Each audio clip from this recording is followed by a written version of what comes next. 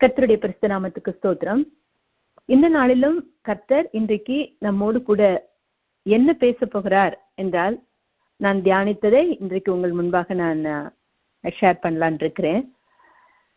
ஒரு காரியத்தை குறித்து நான் யோசிச்சு கொண்டே இருந்தேன். ஆனா கர்த்தர் இந்த மாதத்தில் நீர் என்னோடு கூட பேச வேண்டும் என்று சொல்லி இந்த வசனங்களை நாம் வாசிப்போம். டைட்டில் ஆஃப் த மெசேஜ் அதுக்கப்புறம் வரட்டும். ஆனா முதலாவது நாம் இந்த வசனங்களை வாசித்து பிறகு எந்த தலைப்பில் நான் பேசுகிறேன் என்பதை நீங்களே புரிந்து கொள்வீர்கள். லூக்கா 15வது அதிகாரம் 14வது வசனம். எல்லாவற்றையும் அவன் செலவழித்த பின்பு அந்த தேசத்திலே கொடிய பஞ்சம் உண்டாயிற்று. அப்பொழுது அவன் குறைவுபட தொடங்கி குறைவுபட தொடங்கினான். எல்லாவற்றையும் அவன் செலவழித்த பின்பு அந்த இளையகுமாரன் எல்லாவற்றையும் செலவழித்தான். அவன் அந்த தேசத்திற்கு போனான். அந்த தேசத்தில் கொடிய பஞ்சம் இருந்தது. இந்த மனுஷன் அங்கு சென்ற போது அந்த இடத்தில் கொடிய பஞ்சம் குறைவுபட தொடங்கியது. நம் தேவன் நம் எல்லாரையுமே நிறைவாய் ஆசீர்வதிக்கிறவர். இஸ்ரவேலை ஆசீர்வதிப்பதே கர்த்தருக்கு பிரியம். என் ஜனங்கள் துதித்து மகிழ்ந்திருப்பார்கள், உயர்ந்த ஸ்தாபனங்களில் வாசமாயிருப்பார்கள், அவர்கள் பலுகி பெருகி பூமியை நிரப்ப வேண்டும். இப்படிதான் கர்த்தருடைய எல்லாமே நிறைவு நிறைவு நிறைவு. கர்த்தரை தேடுகிறவர்கள் எல்லாவற்றிலும் சுகித்திருப்பார்கள். அப்படி இருக்கும்போது ஏன் குறைவு? நம் தேவனாகிய கர்த்தர் நம் வாழ்க்கை நிறைவாக நடத்துகிறவர். யோபு 5:24 நம்ம வாசிக்கும் போது யோபுனுடைய வாழ்க்கை எப்படி இருந்தது நமக்கு தெரியும். அவன் கர்த்தருக்கு உத்தமன், சன்மார்க்கன், அவன் தேவனை விட்டு பிரியாதவன், எந்த விதத்திலாவது பிள்ளைகள் தவறு செய்திருப்பார்களோ என்று சொல்லி அவர்களுக்காக அவன் உபவாசம் இருக்கிறவன், ஜெபிக்கிறவன், கர்த்தருக்கு பயந்தவன். அப்பேற்பட்ட யோபுனுடைய வாழ்க்கையிலையும் குறைவுகள் காணப்பட்டது. ஆனால் இந்த இடத்துல நம்ம யோபு 5:24 வாசிங்க. உம்முடைய கூடாரம் சமாதானத்தோடு இருக்க காண்பீர், உம்முடைய வாசஸ்தலத்தை விசாரிக்கும் போது குறைவை காண மாட்டீர். ஆமேன், ஆமேன்.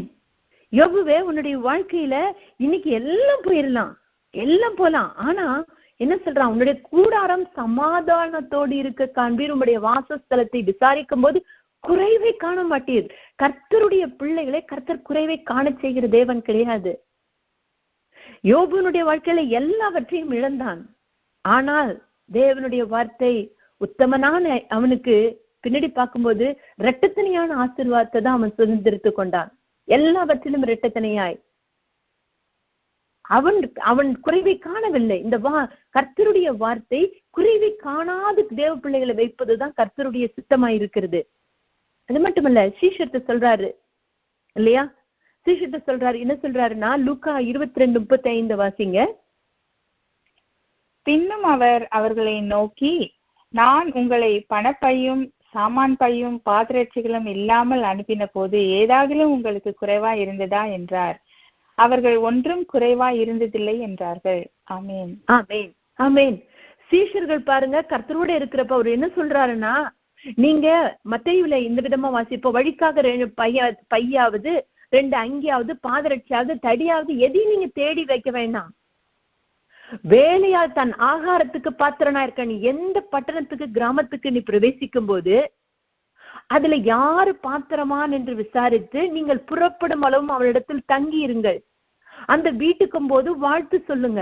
அந்த வீடு பாத்திரமாயிருந்தால் நீங்கள் கூறின சமாதானம் அவர்கள் மேல் வர கடத்துவது, அபாத்திரமாயிருந்தால் கூறின சமாதானம் அவரிடத்திலிருந்து திரும்ப கடவுது. நீங்க எவனாயில் உங்களை ஏற்றுக்கொள்ளாமல், உங்கள் வார்த்தையை ஏற்றுக்கொள்ளாமல் போனால் அந்த வீட்டையாவது பட்டணத்தையாவது நீங்க திரும்பும் போது உங்க காலில் இருக்க தூசியை உதறி போடுங்கள். பிற்காலத்துல கடைசியில சோதோம் குமாரருக்கு ஏற்படுவதை காட்டிலும் இந்த வீட்டிற்கு ஏற்படுவது மிகவும் அதிகமாயிருக்கும் என்று சொல்லுகிறார். நீங்க போங்க, பணத்தையும் சாமான் பையும் பாதரட்சியும் இல்லாமல் உங்களை அனுப்புறேன். நீங்க போயிட்டு வந்தீங்களே, ஏதாவது உங்களிடத்துல குறைவு இருந்ததா? சீஷர்கள் அதற்கு என்ன சொல்லுகிறார்கள்? அவர்கள் ஒன்றும் குறைவா இருந்ததில்லை என்கிறார்கள். ஹல்லேலூயா. நம் தேவன் எவ்வளவு நம்மேல் கரிசனை உள்ள தேவன். ஏதாவது குறை நம் வாழ்க்கையில் வைக்கிறாரா? குறைவை வைக்க வேண்டும் என்று விரும்புகிறாரா? கிடையவே கிடையாது. சத்துரு எத்தனை காரியங்களை யோபுவினுடைய வாழ்க்கையில் கொண்டு வந்தாலும் அவனுடைய வாழ்க்கையில் அவனுடைய எல்லா விதமான அவனுடைய அத்தனை சதைகள் எல்லாம் போனாலும் எல்லாம் போய் அவன் தனிமையில் இருந்தாலும் அவன் சொல்லுகிற ஒன்றே ஒன்றுதான், நான் கர்த்தர் கொடுத்தார், கர்த்தர் எடுத்தார், எல்லாம் கர்த்தருடையது, ஆனால் அவனுடைய கூடாரத்தில் சமாதானமும் அவனுடைய வாசஸ்தலத்தை விசாரிக்கும் போது குறைவும் காணப்படாது நிறைவாய் யோபு புத்தகத்தை நாம் வாசித்து முடிக்கிறோம். அப்படி என்றால் நம் தேவன் ஒன்றிலும் ஏதாகிலும் ஒன்றிலும் குறைவே நம்ம படுத்துகிற தேவனே அல்ல. அது ஓல்ட் டெஸ்டமெண்டா இருக்கட்டும், நியூ டெஸ்டமெண்டா எடுத்துட்டு பாருங்க, கர்த்தர் நிறைவாய் நடத்துகிற தேவன். வாழ்வில் ஏன் குறைகளை நாம் காண வேண்டி இருக்கிறது? நம் வாழ்க்கையை நாம் ஆராய்ந்து பார்ப்போம். வாழ்க்கையில் நாம் ஏன் குறைவுகள் வருகிறது? இதுதான் இன்றைக்கு டைட்டில் ஃபார் திஸ் மெசேஜ். அப்போ வாழ்க்கையில் ஏன் குறைவுகள் வருகிறது? பிலிப்பியர்ல கர்த்தர் என்ன சொல்கிறார்? 4:19 வாசிக்கலாம்.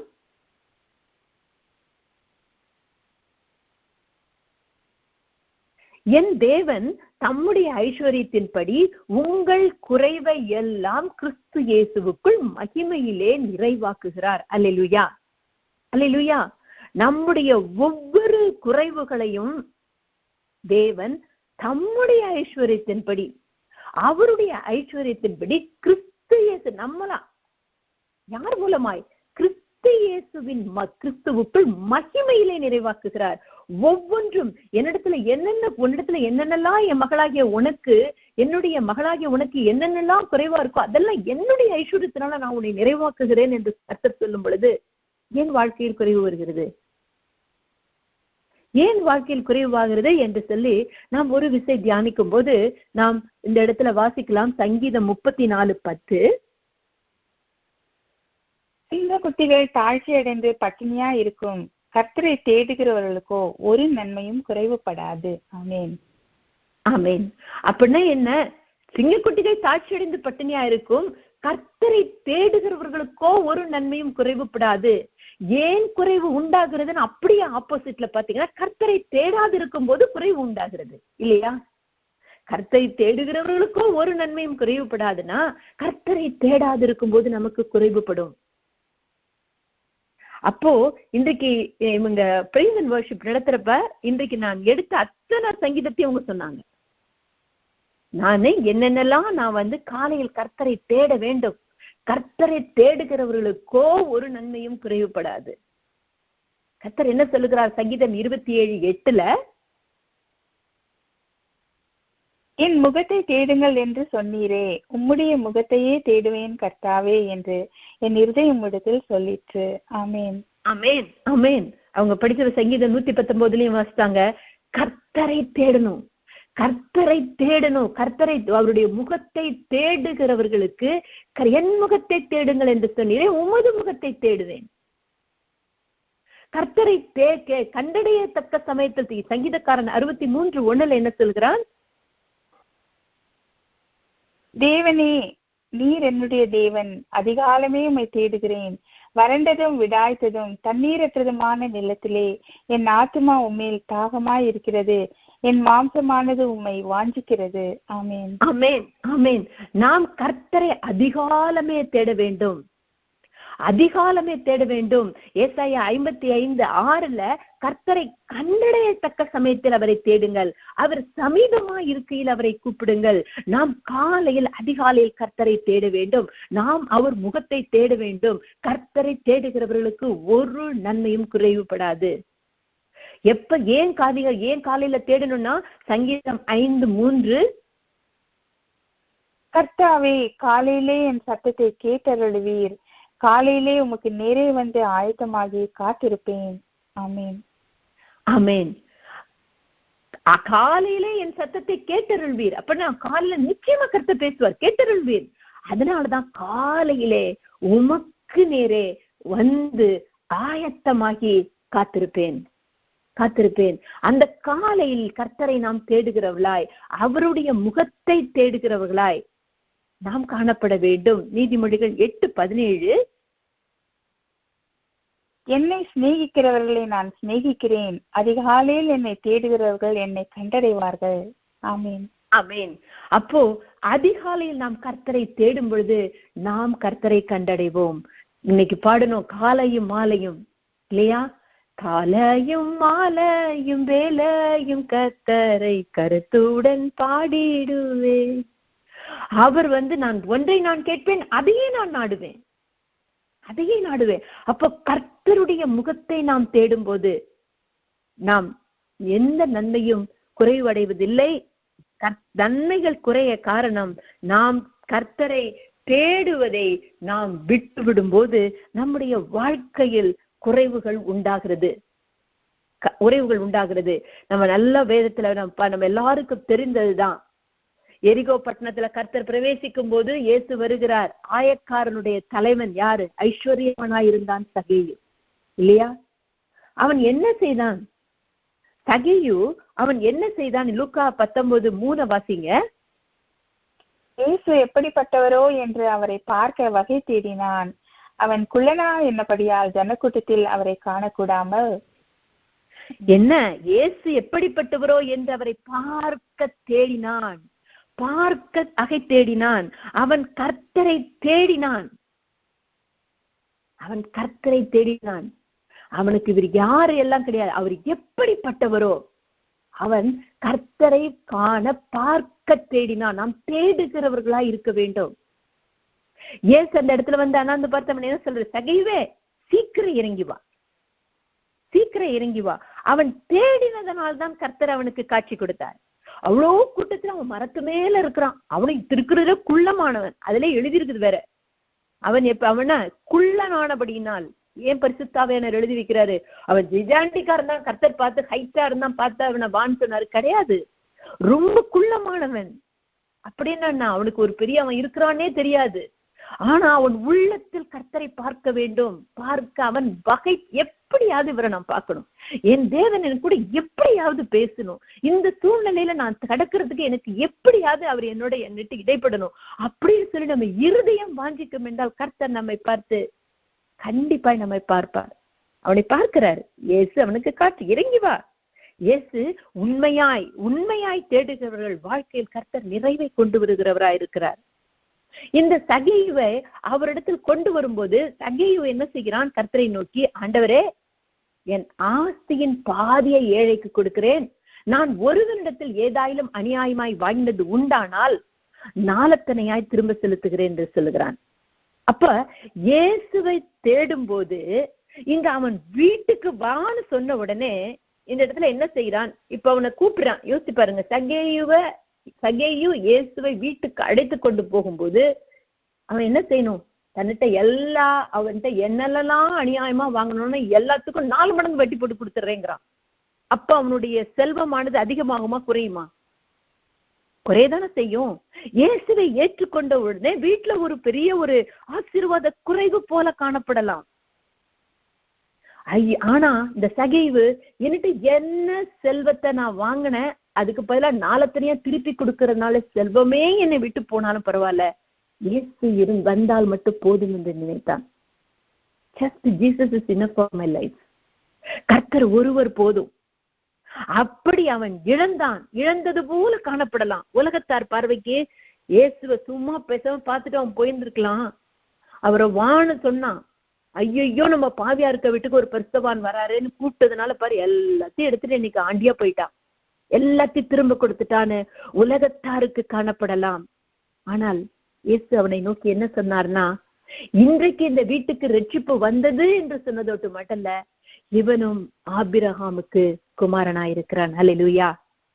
அவனுக்கு ஆபிரகாமன் குமாரன் என்ற ஆசீர்வாதத்தை அவன் பெற்றுக்கொண்டான். நம்முடைய வாழ்க்கையில இயேசு நம்மளுடைய ஊழியத்துல ஜெபத்துல பாருங்க, இழப்பு காணப்படுவது போல இயேசுவை ஏற்றுக்கொண்டதன் நிமித்தம் இழப்பு காணப்பட்டது போல காணப்படலாம். ஆனால் இயேசுவை தேடும் பொழுது ஆபிரகாமின் ஆசீர்வாதத்தை கர்த்தர் தருவார். உண்மையாய் கர்த்தரை நாம் தேடினோம் என்றால் 1000 மடங்கு ஆசீர்வாதத்தை தருவார். இவனுடைய வாழ்க்கையில நமக்கு எல்லாருக்கும் தெரியும் ஆபிரகாமினுடைய ஆசீர்வாதங்கள் என்ன என்று. நம்ம அதை குறித்து நம்ம அதிகமாய் பேசாவிட்டாலும் எல்லாருக்கும் தெரிந்தது. ஆனால் இவன் பார்க்கும்போது ஒரு பாவியை போல காணப்பட்டான். எல்லாரும் இவனுடைய வீட்டுக்கு போறானே, இவன் பாவியாச்ச, அடுத்தவன்ட்டு எவ்வளவு வட்டி பணத்தை சம்பாதித்தவன் என்று சொன்னாலும், ஆனால் அவன் நாளத்தனையாய் திருப்பி கொடுக்கும் போது கர்த்தரை ஏற்றுக்கொண்டது நிமித்தம் பாடுகள் என்று சொல்லி, இழப்பு என்று சொல்லி காணப்படுகிற சூழ்நிலை அவன் வாழ்க்கையில் காணப்பட்டது. இன்றைக்கு நம்மளுடைய வாழ்க்கையிலும் இவங்க ஜீசஸ் ஜீசஸ் நாங்க இன்னைக்கு என்னத்தை பண்ணாங்க, எல்லாம் போனது போல காணப்படும். ஆனால் கர்த்தர் அப்படியே விடுகிற தேவனே அல்ல. இவங்க எல்லாம் வச்சுக்கிட்டதுனால எல்லாத்தையும் விட்டுட்டாங்கன்னு சொன்னாலும் கர்த்தர் நமக்கு போதுமானவராய் இருந்து ஆபிரகாமின் ஆசீர்வாதத்தை கர்த்தர் இன்றைக்கு உங்களுக்கு எனக்கு தர வல்லவராய் இருக்கிறார். நாம் கர்த்தரை தேட வேண்டும், அப்பொழுது குறைவு கிடையாது. அப்பொழுது நமக்கு ஆசீர்வாதத்தை கிடைக்கிற தேவனாய் இருக்கிறார். நாம் வேதத்துல இன்னொரு பகுதியை நாம் பார்க்கும்போது, நம்ம தேவனுடைய ஆவி அசரியா மேல் வரும். அப்ப என்னன்னா, ஆசா இருக்கிறான், ஆசா ராஜாவா இருக்கிறான். ஆசா ராஜாவா இருக்கும்போது இந்த ஓதேனின் குமாரனாகிய அசரியா போய் சொல்றான், ஆசாவே, நீ யூதா பென்யமின் கோத்திரங்களில் சகல மனுஷர்களிடத்திலும் நீ என்ன சொல்லணும்னா, கர்த்தர் உங்களோடு இருந்தால் நீங்க கர்த்தரோடு இருந்தீங்க, கர்த்தர் உங்களோடு இருப்பார். நீங்க அவங்களை தேடினீங்க, உங்களுக்கு அவர் வெளிப்படுவார். அவரை விட்டு விட்டு இருக்கா அவர் உங்களை விட்டு விடுவார் என்று சொல்லி அவன் ஆசாவுக்கு அசரியா அவனுக்கு போய் அவன் புத்தி சொல்லுகிறான். ஏனென்றால் அந்த இடத்தில் நெருக்கம். அவன் சொல்லும் போது அவன் என்ன சொல்லுகிறான் என்றால், 2 நாளாகமம் 15:4 வாசிங்க. இஸ்ரவேலிலே அநேக நாளாய் மெய்யான தேவனும் இல்லை, உபதேசிக்கிற 15:4 தங்கள் நெருக்கத்திலே இஸ்ரவேலின் தேவனாகிய கர்த்தரிடத்திற்கு திரும்பி அவரை தேடின போது அவர் அவர்களுக்கு வெளிப்பட்டார். அவன் சொல்றான், நீங்க நெருக்கத்துல கர்த்தரை நீங்க தேடும் போது கர்த்தர் உங்களுக்கு வெளிப்படுவார். இப்போ நம்மளுடைய வாழ்க்கையில தேவன் வெளிப்படாமல் நம்ம தேவனை தேடும் போதுதான் அவர் நமக்கு வெளிப்படுவார். அததான் இந்த ஒரு பகுதியின் மூலமா உங்கள்கிட்ட நான் சொல்லணும்னு விரும்புறேன். ஏனென்றால் கர்த்தரை நாம் தேடும் போது, ஒரு நெருக்கம் வரும்போது நம்ம கர்த்தரை தேடுறோம், அப்போ அவர் நமக்கு வெளிப்படுகிறார். ஏன் அந்த நெருக்கம் நம்முடைய வாழ்க்கையில வருது? நம்ம அவரை தேடாம இருக்கிறதுனாலதான் அந்த நெருக்கம் வருது இல்லையா? அப்போ இந்த ஜனங்கள் இந்த நெருக்கத்திற்கு காரணம் என்ன அப்படின்னு பார்த்தோன்னா, இப்ப வாசிங்க 2 நாளாகமம் 15:3 வாசிங்க. இஸ்ரவேலிலே அநேக நாளாய் மெய்யான தேவனும் இல்லை, உபதேசிக்கிற ஆசாரனும் இல்லை, வேதமும் இல்லை. ஆமென், ஆமென். பாருங்க, நம்ம தேவனை தேடினால்தான் நமக்கு குறைவுபடாது. ஆனா தேவனை தேடவங்க மாட்டேங்கிறாங்க. காரணம் என்ன? இஸ்ரவேல் ஜனங்கள்காரங்க வாழ்க்கையில நெருக்கம் வந்த போதுதான் கர்த்தர்ட்ட போறாங்க. அவங்க தேடாம இருந்ததற்கு 3 காரணங்கள் தான். இஸ்ரவேல் ஜனங்கள் மட்டுமில்ல, இன்றைக்கு நம்மை பேரலா வைத்து பார்ப்போம். 2 நாளாகமம் 15:3 வாசிக்கும் போது, இஸ்ரவேலிலே அநேக நாளாய் பாத்துக்குங்க, அநேக நாளாய் மெய்யான தேவனும் இல்லை. தேவன் இல்லை, நம்பர் 1. நம்பர் 2, உபதேசிக்கிற ஆசாரியனும் இல்லை. ஒரு நல்ல பைபிள் டீச்சர், ஒரு நல்ல ஒரு ஷெப்பர்ட், நல்ல ஒரு மேய்ப்பன் இல்லை. 3வது, வேதம் இல்லை. இது இல்லாததுனாலதான் அவங்க கர்த்தர்ட்ட போகல. இது இருந்திருந்ததுன்னா அவங்க கர்த்தர்ட்ட இருந்திருப்பாங்க. கர்த்தர்ட்ட இருந்திருந்தாங்கன்னா குறைவு காணப்பட்டிருக்காது. மெய்யான தேவன் இல்லை. மெய்யான தேவன் இல்லைன்னா, தேவன் இல்லைன்னா தேவனுடைய கிரியை கிடையாது. அங்க தேவனுடைய கிரியையே நடப்பிக்காது.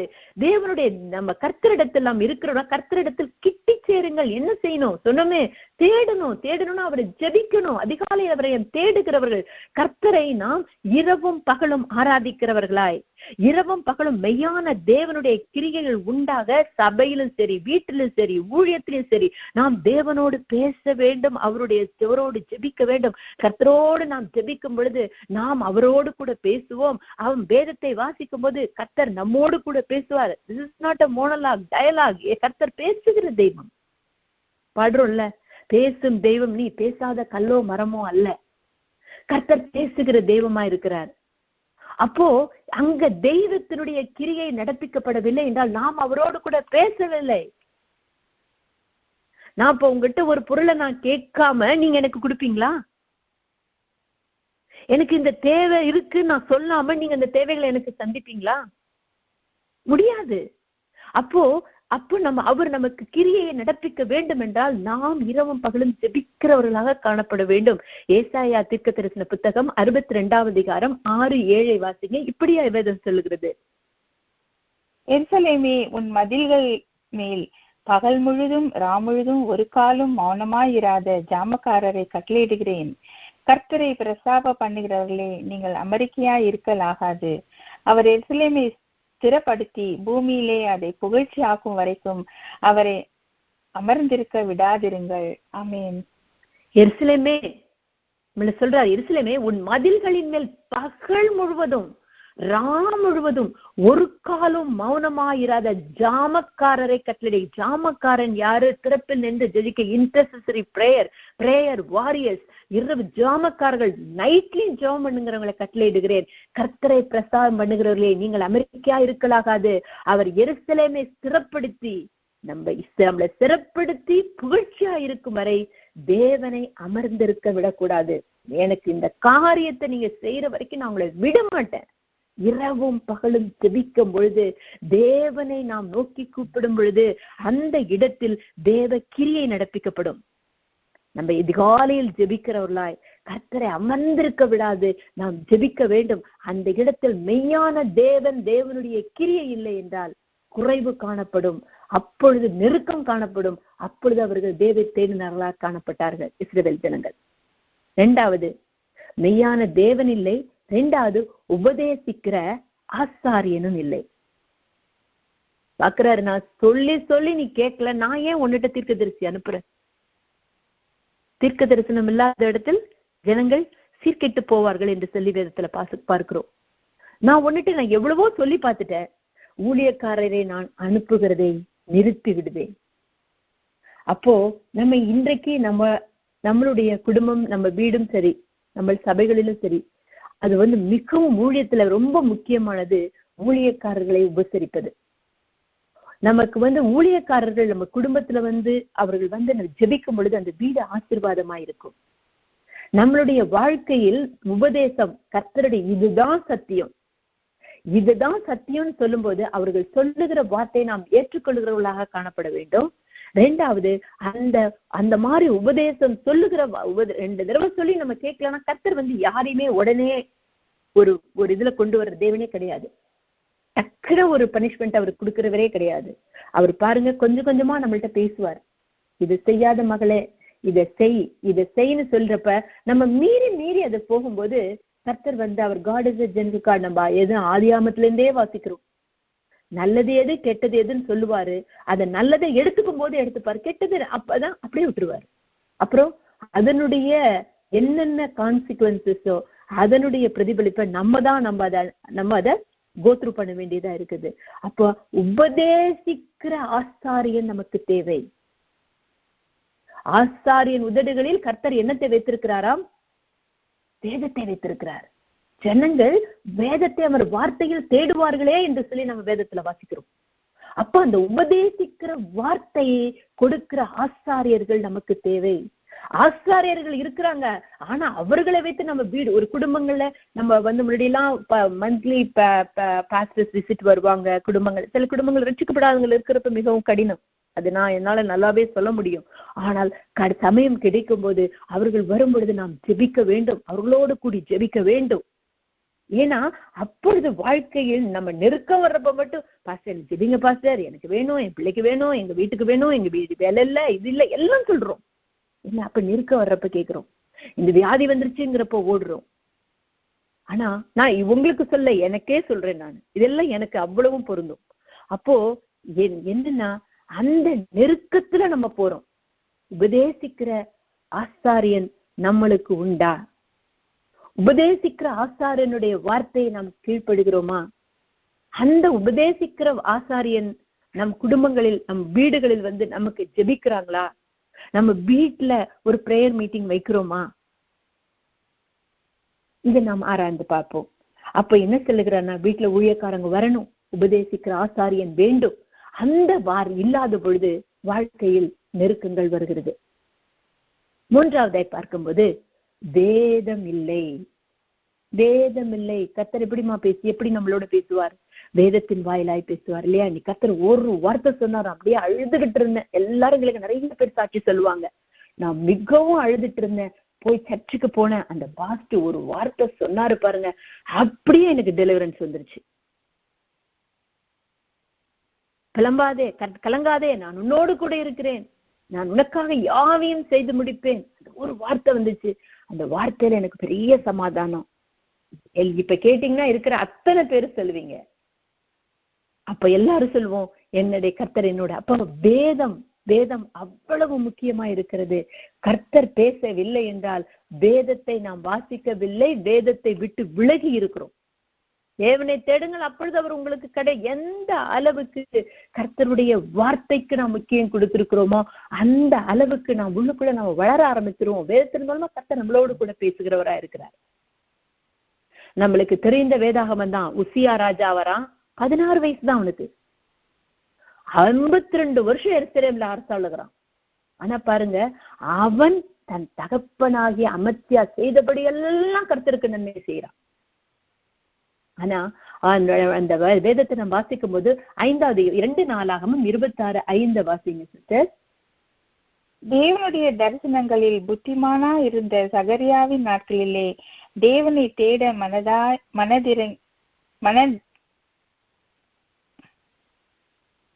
மனதிணங்கி இருந்தான். அவன் கர்த்தரை தேடின நாட்களில் தேவன் அவன் காரியங்களை வாய்க்க செய்தார். ஆமென், ஆமென். பாருங்க, அவன் கர்த்தரை தேடின நாட்களில் அவன் கர்த்தருடைய பார்வைக்கு செம்மையானதை செய்தான். அவன் 16 வயசு. எல்லாம் அவன் தேவனுடைய தரிசனங்களின் புத்திரம் புத்திமானா இருந்த சகரியாவின் நாட்களில் என்னென்னலாம் வேதத்துல இருக்கோ அதுக்கு அப்படியே செய்தான். அவன் கர்த்தரை தேடின நாட்களில் அவன் காரியங்களை வாய்க்க செய்தார். அப்போ கர்த்தரை நாம் தேட வேண்டும், வேதத்தை வாசிக்க வேண்டும், ஜெபிக்க வேண்டும், ஆசாரியன் வேண்டும், தேவன் வேண்டும், வேதம் வேண்டும். இது இருந்தால் வாழ்க்கையில் குறைவு கிடையாது. கர்த்தரை தேடின நாட்களில் அவன் காரியங்களை அவர் வாய்க்க செய்தார். கர்த்தரை தேட வேண்டும். 2வதாய் பார்க்கும்போது தானியேல்ல பார்க்கிறோம், ஏன் அங்க குறைவு காணப்பட்டது. தானியேல் 5:27 வாசிங்க.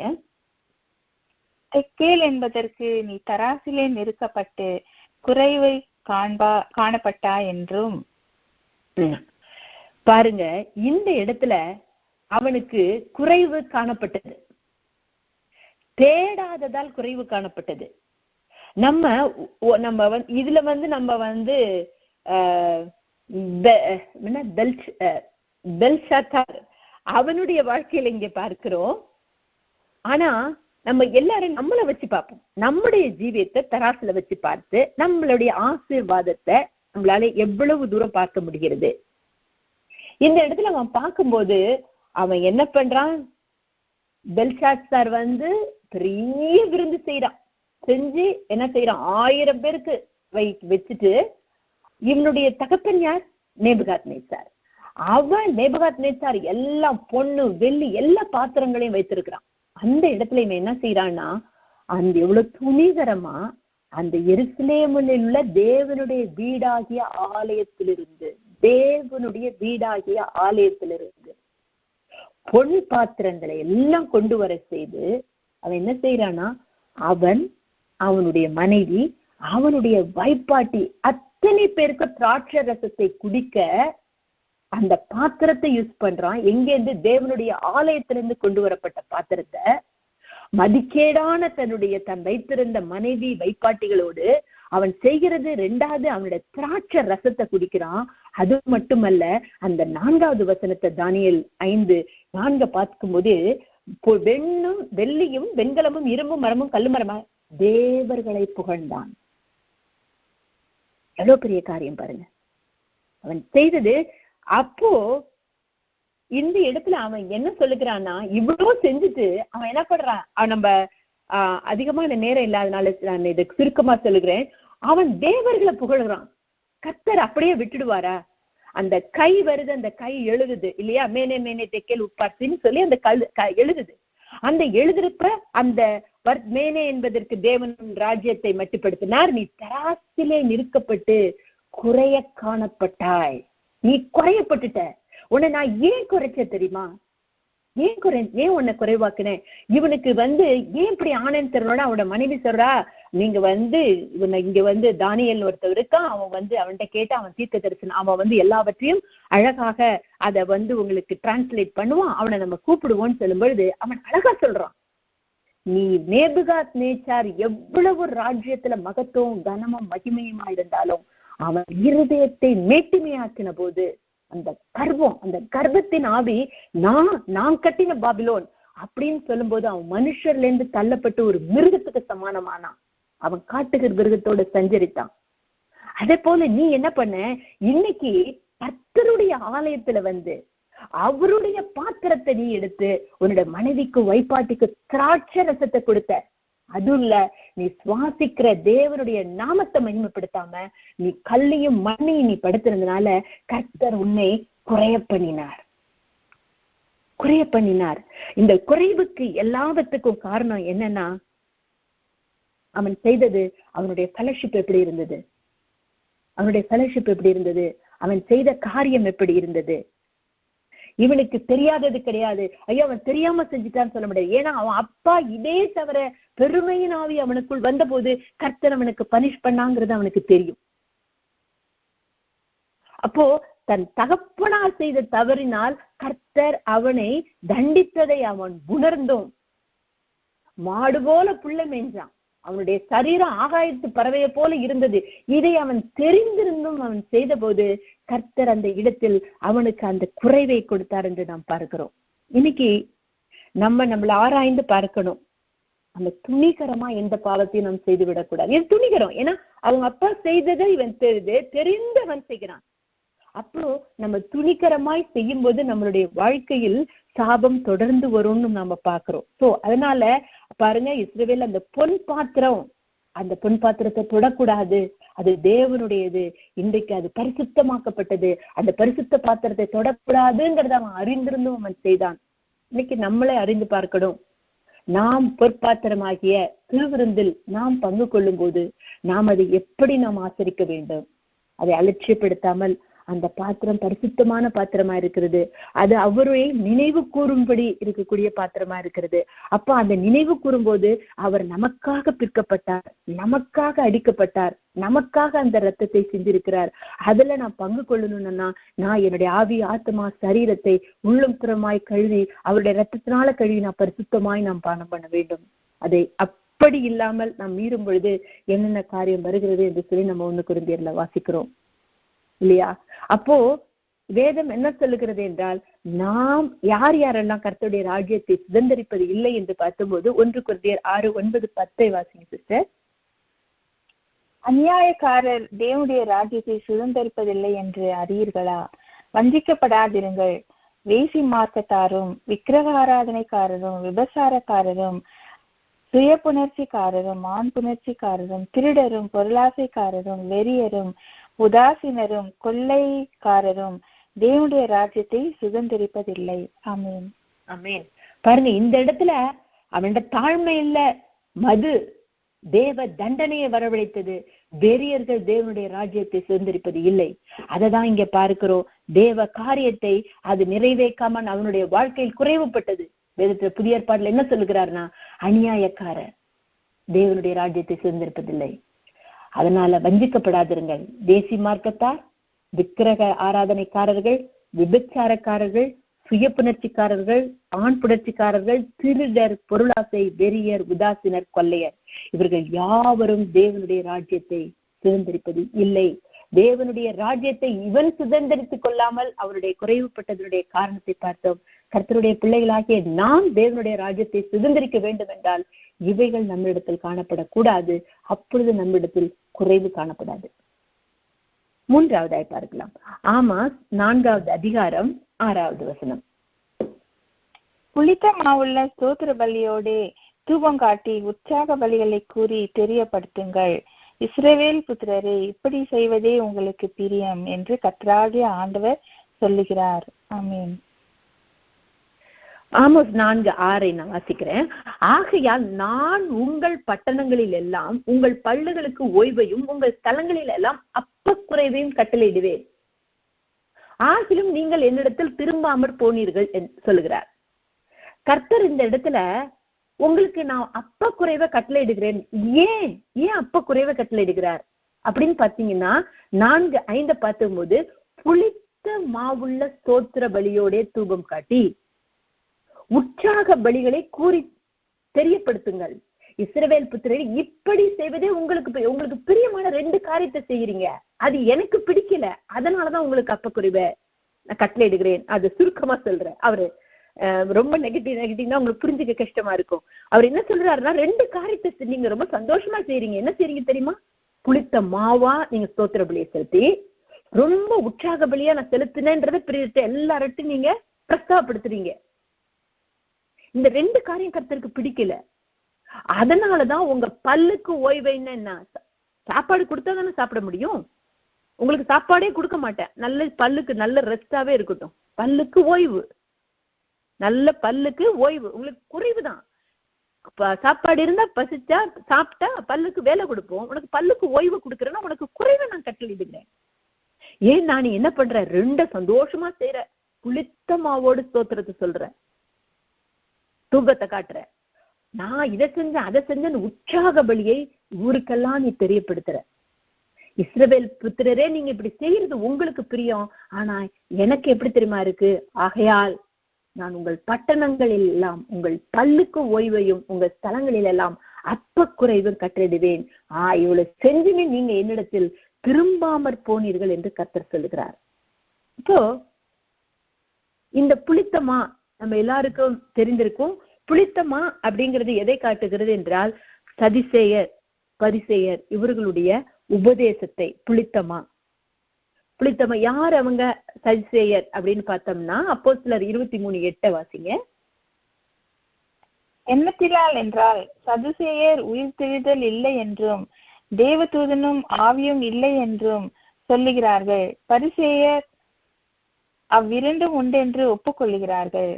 ஆமென். பாருங்க, இந்த புளித்தமா கர்த்தருக்கு பிடிக்காதது. என்ன புளித்தமானா சதிசேயரும் பரிசேயருடைய காரியங்கள். சதிசேயர் என்ன சொல்றாங்கன்னா, உயிர்த்தெழுதல் கிடையாது, தேவதூதனுடைய ஆவி கிடையாது. இப்படி சொல்லுகிற உபதேசத்தை செய்கிறவர்களை அவர்கள் புளித்தமா அந்த உபதேசத்தை ஏற்றுக்கொள்ளுகிறவர்களை கர்த்தர் விரும்பவில்லை. 2வது பரிசேயர். யார் பரிசேயர்? அவங்க ஸ்ட்ரிக்ட் ஜூயிஷ் டாக்டரினை ஃபாலோ பண்றவங்க. இப்படிதான் இருக்கணும், காலை கழுவணும், இதெல்லாம் சொல்லுவாங்க. கேட்டா செல்ஃப் ரைச்சியஸ், நான் நீதிமான். ஆனா அவங்க உள்ளத்துல நீதிமான் கிடையாது.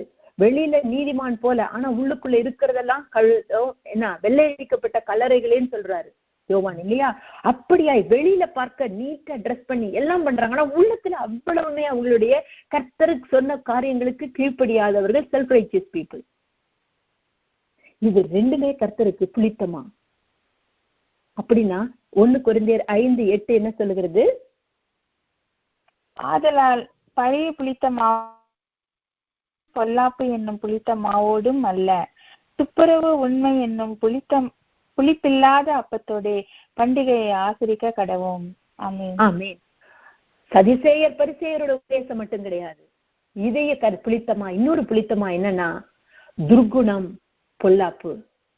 இந்த காரியத்தை விட்டுட்டு நம்ம உண்மையாய் துப்புரவு உண்மை அப்படிங்கிற புளிப்பில்லாத அப்பம், கர்த்தர் புளித்த மாவை வெறுக்கிறார், புளிப்பில்லாத அப்பத்தோடு பண்டிகையை ஆசரிக்க வேண்டும் என்று விரும்புகிறார். அப்போ நம்ம இடத்துல 2 புளித்தமாங்கிற 2 சொல்லுகிறாரு. சதிசேயர் பரிசேயருடைய உபதேசம், 2வது துர்க்குணம், பொல்லாப்பு, இவைகள். அடுத்தது புளித்தமா உள்ள ஸ்தோத்திர பலியோட தூபம் காட்டி என்னென்ன ஒண்ணு உற்சாக பலிகளை கூறி தெரியப்படுத்துங்கள். அவங்க என்ன பண்ணுறாங்களாம்? உற்சாக பலி. எதை குறிக்கிறதுன்னா மத்தேயு 6வது அதிகாரம் 2-4 வாசிங்க. இதோட முடிக்கலாம். ஆகையால் நீ தர்மம் செய்யும் போது மனுஷரால் புகழப்படுவதற்கு மாயக்காரர் ஆலயங்களிலும் வீதிகளிலும் செய்வது போல உனக்கு முன்பாக தாரை ஊதுவியாதே. அவர்கள் தங்கள் பலனை அடைந்து தீர்ந்தது என்று மெய்யாகவே உங்களுக்கு சொல்லுகிறேன். நீயோ தர்மம் செய்யும் போது உன் தர்மம் அந்தரங்கமா இருப்பதற்கு உன் வலது கை செய்கிறதை உன் இடது கை அறியாதிருக்க கடவுது. அப்பொழுது அந்தரங்கத்தில் பார்க்கிற உன் பிதா தாமே உனக்கு வெளியரங்கமாய் பலன் அளிப்பார். ஆமேன். ஆமேன். அப்போ இந்த இடத்துல பார்க்கும்போது உற்சாக பலி, நான் உற்சாகமா கொடுக்குறேன், நான் இவ்வளவு கொடுக்குறேன், அங்க கொடுக்குறேன், இங்க கொடுக்குறேன். அதை நீ ஊரெல்லாம் தெரியப்படுத்துற. நீ தர்மம் செய்யும் போது மனுஷரால் புகழப்படுவதற்கு மாயக்காரர் ஆலயங்களிலும் வீதிகளிலும் செய்வது போல, கர்த்தரை அறியாதவன் அப்படி செஞ்சேன் இப்படி செஞ்சேன் எல்லாருக்கும் கொடுக்குறேன், ஏன்னா உடனே பக்கத்துல இருந்து போட்டோ எடுத்து பேர்ல எல்லாம் போட்டுருவான். அப்படி தாரை ஊதாமல், அப்படி நீ தாரை ஊதுனா உன் பலனை நீ அங்க கண்ணதோடய முடிஞ்சு போச்சு, உனக்கு பின்னாடி எதுவுமே கிடையாது. ஆனா நீ தர்மம் செய்யும் போது அந்தரங்கமா இருந்து வலது கை செய்கிறதை இடது கை அறியாதிருக்கிறது செய்யும் போது அந்தரங்கத்தில் பார்க்கிற உன் பிதா பரமபிதா வெளியரங்கமாய் உனக்கு பதில் கொடுப்பார். கர்த்தர் என்ன சொல்கிறார்? நீ இப்படியெல்லாம் நீ செஞ்சனா, புளித்தமாவோட இந்த உபதேசத்துக்கு இவங்க இல்லைங்கிறவங்களோட இந்த ராங் டாக்டரின் அவங்களோட கூட இருந்துட்டு இந்த துர்க்குணம் பொல்லாப்போட நீ இருந்து நீ செய்யறதெல்லாம் பிரஸ்தாவப்படுத்திட்டு இருந்தன்னா நான் என்ன செய்வேன்? நான் உன் பட்டணங்களில் எல்லாம் உங்கள் பள்ளிகளுக்கு ஓய்வையும் உங்கள் ஸ்தலங்களில் எல்லாம் அப்ப குறைவையும் கட்டளையிடுவேன், ஆகிலும் நீங்கள் என்னிடத்தில் திரும்பாமல் போனீர்கள் என்று கர்த்தர் சொல்லுகிறார். இன்றைக்கு வாழ்க்கையில, நம்மளுடைய வாழ்க்கையில எந்தெந்த இடத்துல நாம் குறைகிறோம்? ஏன் நம்மளுடைய வாழ்க்கையில குறைவு வந்திருக்கிறது? ஏன்னா பாருங்க, எல்லாம் சில பேர்லாம் சயின்டிபிக்கா சொல்லுவாங்க, நம்ம இது இருக்கிற ஒரே வாழ்க்கை ரொம்ப சந்தோஷமா வாழணும் அப்படின்னு சொல்லுவாங்க. ஆனா கர்த்தருடைய வார்த்தையில நம்முடைய வாழ்க்கை எப்படி ஏறது பாருங்க. அவன் பயங்கர தந்திரமா பேசுறான், அவன் பெரிய தந்திரமா. நான் அவனுடைய இருதயத்துல என்ன இருக்குங்கிறத அவன் நான் என்னால இது நடந்தது, என்னால நடந்தது அப்படின்னு சொல்லி அந்த ஏரோது அவனுடைய உபதேசம் புளித்தமான்னு சொல்லி அவனுடைய தந்திர குணத்தை நம்ம வேதத்துல வாசிக்கிறோம். ஒவ்வொரு தேவ பிள்ளைகளுக்கும் கர்த்தருடைய வார்த்தையை உபதேசிக்கும் போது அந்த வார்த்தைகள் தேவனுடைய வார்த்தைகளாய் இருதயத்தில் இதுல பைபிள்ல இருக்கிறதா அவங்க டீச் பண்றாங்களா, அதை நம்ம ரொம்ப பார்க்கணும். ஏன்னா இந்த காலத்துல நிறைய உபதேசங்கள் இருக்கிறது, நிறைய பாருங்க, எல்லாம் கிரேஸ், எல்லாம் கிருபை, ஒரு தடவை ரட்சிக்கப்பட்டோம்னா கடைசி வரைக்கும் ரட்சிக்கப்பட்டுட்டோம் அப்படின்னு சொல்லுகிற டாக்டரின் எல்லாம் இருக்குது. சில பேர் தங்களை உயர்த்தி தேவனுடைய வார்த்தைகள் எப்படி இருந்தாலும் பரவாயில்லன்னு காம்ப்ரமைஸ்டு காஸ்பல் இருக்கிறது. அப்படின்னா நம்ம இதுல மிகவும் விழிப்புள்ளவர்களாய் காணப்பட வேண்டும். இந்த புளித்த மாவுள்ள உபதேசங்களுக்கு நாம் மிகவும் ஜாக்கிரதை உள்ளவர்களாய் நாம் காணப்பட வேண்டும். அதனாலதான் கர்த்தர் சொல்லுகிறார், இந்த துர்க்குணம், கெட்ட சுவாபம், பொல்லாப்பு, இந்த காரியங்களை எல்லாம் விட்டு நாம விலகி இருக்க வேண்டும். அதே போல கர்த்தர் நமக்கு கொடுக்கக்கூடிய காரியங்களை தேவனுக்கு உற்சாகமாய் கொடுக்கறதுக்கு கர்த்தர் பிரியமா இருக்கிறார். ஏன்னா நம்ம என்ன கொடுக்கிறோமோ கர்த்தர் நம்மை அமுக்கி குலுக்கி சரியும் வரை ஆசீர்வதிக்கிற தேவனா இருக்கிறார். அந்த ஸ்திரீயானவள் விதவைக்கு 2 காசு இருந்தது, யாருக்குமே தெரியாது, அவ போட்டா. ஆனா ஏசு அதை பார்த்து அந்த தன்னிடத்தில் இருக்கிற எல்லாவற்றையும் போட்டாள் என்று கர்த்தர் சொல்கிறார். அப்படின்னா நம்ம போடுறது நம்ம இடது கைக்கு தெரியாமல் வலது கை போடுகிறது காணப்படுகும் போது கர்த்தர் மனிதன் முகத்தை பார்க்கிறான், கர்த்தர் இருதயத்தை பார்க்கிறவராக இருக்கிறார். உற்சாக பலியினை நாம் வெளிப்படுத்துகிறவர்களாக நாம் காணப்படக்கூடாது.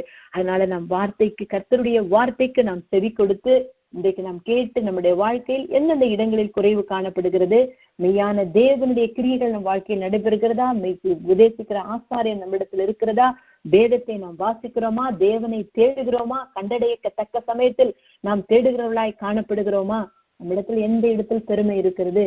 குறைவுக்கு காரணம் நமக்கு டெஸ்டிமோனி எத்தனையோ பார்த்திருக்கிறோம், நம்ம குடும்பங்களை நடக்கிறத பார்க்கிறோம். அப்படி இருந்து துணிகரமான காரியங்களை நாம் செய்கிறோமா?